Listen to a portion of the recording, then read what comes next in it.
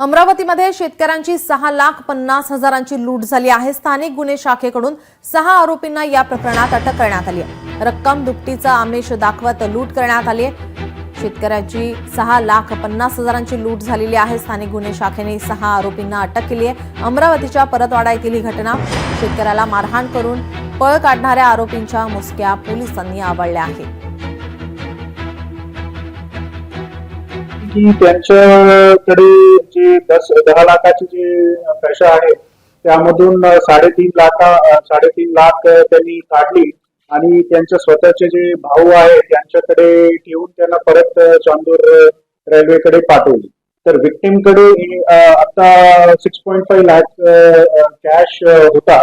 सगळे आरोपी मिळून विक्टिमला मारहाण केली, म्हणजे थापटुक्याने मारहाण केली आणि नंतर विक्टिम कडे जे 6.5 लाख चे जे कॅश आहे, रक्कम जे आहे ते त्यांच्याकडून हिसकून ते तिथून पडून गेले।